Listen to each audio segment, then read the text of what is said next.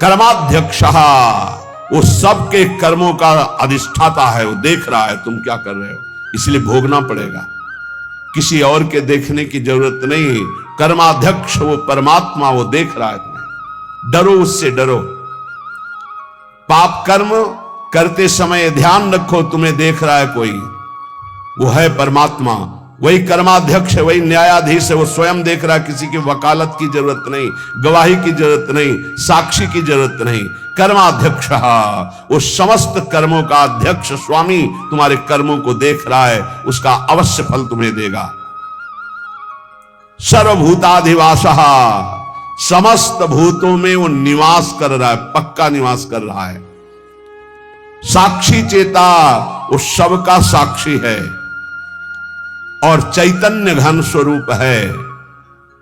केवल वो निर्गुणश्च, वो सतोगुण रजोगुण तमोगुण तीनों गुणों से ऊपर उठा हुआ निर्गुण है। निर्गुण का तात्पर्य होता है गुणातीत, गुणातीत माया के इन तीनों गुणों से ऊपर। सबको चेतना प्रदान उसी से होती है, चैतन्य शक्ति उसी से जागृत होती है।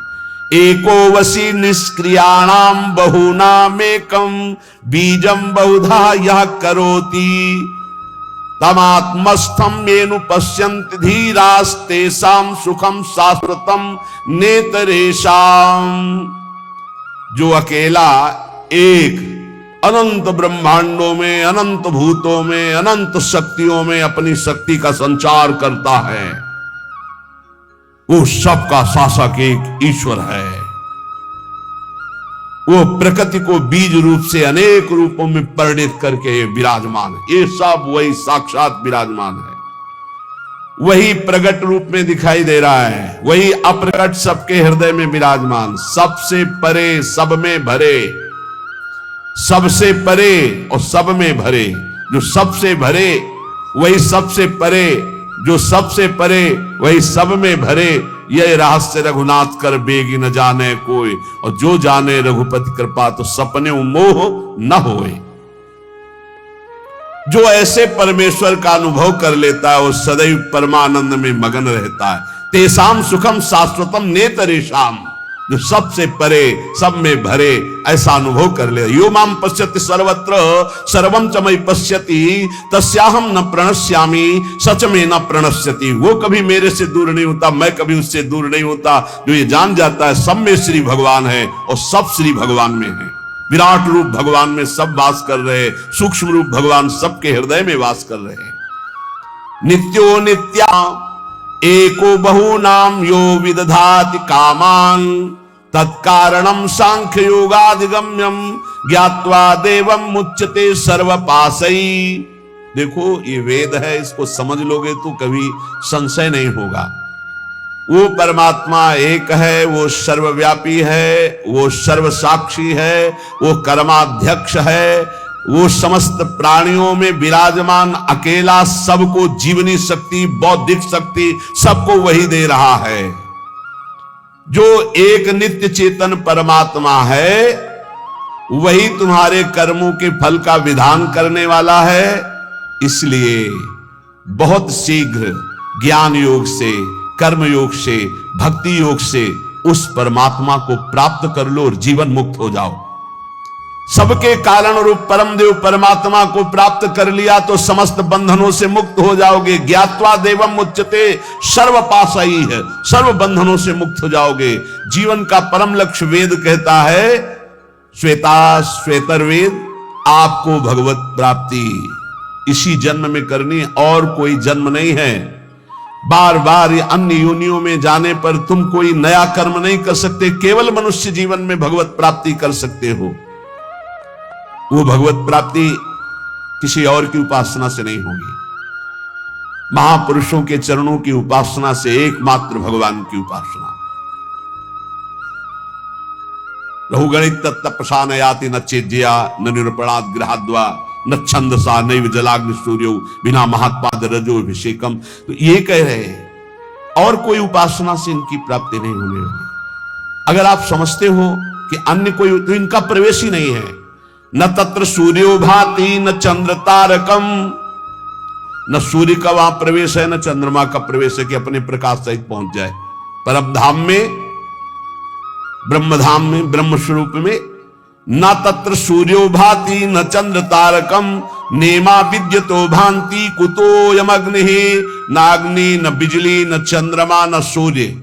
इन तेज त्रिभुवन को प्रकाशित करने वालों की सामर्थ्य नहीं कि उसमें प्रवेश पा सके। तमेव भांतम अनुभाति सर्वम तस्या भाषा सर्वमिदं विभाति, क्योंकि ये सब उससे प्रकाशित होते हैं, उसी परमात्म तत्व से। इसलिए जो सबका परम प्रकाशक है, उस परमात्मा की प्राप्ति इसी देह में, मनुष्य देह में आप कर सकते हैं। जो इस मनुष्य देह को प्राप्त करके भगवत प्राप्ति नहीं करता है, वो अपना भारी पतन कर रहा है। पर भगवत प्राप्ति कौन कर सकता है? जिसको कोई भी त्रिभुवन का भोग ललचाए ना, भ्रष्ट न कर पाए। ये तैयारी करनी पड़ेगी ये सत्संग से। और पक्का हमने देखा है, पक्का देखा है और देख रहा हूं, जैसे जैसे सत्संग हो रहा है, जैसे जैसे भजन हो रहा है, जैसे जैसे बात समझ में आ रही, तो सबसे बड़ा तूफान जीवन का होता है नवयौवन अवस्था। बहुत ध्यान से प्रसंग सुनना है। जब तक भोगों की आसक्ति आपके अंदर किसी भी भोग की रहेगी, तब तक आपको भगवत प्राप्ति का उत्साह नहीं होगा। एक बार ये जो प्रसंग चल, एक बार नचिकेता नाम के ब्रह्म ऋषि के पुत्र थे वो, तो उनका जन्मोत्सव मनाया जा रहा था। तो जन्मोत्सव में अब वो ब्रह्म ऋषि थे, तो बहुत से ब्रह्म ऋषियों को बुलाया, मंत्रोच्चारण हुए वेदों के, फिर गौएं दान की। तो नचिकेता ने देखा गलत हो रहा है, उन्हीं का जन्मोत्सव था। अच्छी अच्छी गौएं गौशाला में रख ली गई हैं, और जो कम दूध देती हैं या जो दूध देना छोड़ने वाली हैं, वो गौएं दान की जाए। तो उन्होंने दान करते समय ही पिता से कहा कि मुझे ये आपकी दान पद्धति ठीक नहीं लग रही। ऋषि पुत्र ऋषि थे, तो एक तरह से पिता का अपमान हो रहा है और पिता की निंदा हो रही है। उन्होंने कहा आप ये ऐसी दुबली पतली गौएं दान कर रहे हो, स्वस्थ गौएं, नई ब्याई हुई गौएं आप दान नहीं कर रहे हैं। ये दान पद्धति के विपरीत आप दान क्यों कर रहे हैं? गौएं किसके लिए रखे हैं? मेरे लिए ना, मैं पुत्र हूं ना, तो आप दान मेरे लिए ही तो कर रहे हैं, तो आप ऐसा दान क्यों कर रहे हैं? तो मेरे को किसको देते हैं? मेरे लिए गौएं तो मेरे को किसको देते हैं? तो उनका तुम्हें मृत्यु को देता हूं, जा। बड़े क्रोध में हुए और जा यमपुरी की यात्रा कर। और वो ब्रह्म ऋषि, एक एक शब्द सत्य होता है सत्य बोलने वालों का। तत्काल यमपुरी के लिए नचिकेता, अब अपराध था नहीं, इसलिए सशरीर यमपुरी गए। अब जो ही यमपुरी में पहुंचे, तो जो 12 महाभागवत है उनमें एक धर्मराज जी को भी कहा गया है। पापियों के लिए वो यम भयानक रूप है और धर्मात्माओं के लिए धर्मराज स्वरूप है। वहां वो थे नहीं, वो ब्रह्म सभा में किसी कार्य हेतु गए हुए थे। उनकी पत्नी ने आतिथ्य सत्कार करते हुए नचिकेता को वहां रखा कि जब तक धर्मराज जी नहीं आते हैं तब तक आप विराजमान रहिए। धैर्यपूर्वक वहां रहे। जब धर्मराज जी आए, उनको कुछ बताना नहीं होता, वो सर्वज्ञ है। तत्काल देखा कि हां का कैसे आगमन हुआ, जान गए, बहुत प्रसन्न हुए। हे ऋषि बालक, मैं तुम्हें हृदय से सम्मानित करता हूं, मेरा आतिथ्य स्वीकार करो। अर्घदान किया धर्मराज जी ने और कहा मैं तुम्हारी धर्मनिष्ठा, सत्यनिष्ठा और परम पवित्र दूसरों के प्रति सुख बुद्धि का नमस्कार पूर्वक प्रशंसा करता हूं। मैं बहुत प्रसन्न हूं, बोलो तुम क्या चाहते हो? उन्होंने कहा मैंने सुना है कि आपको ब्रह्म बोध है,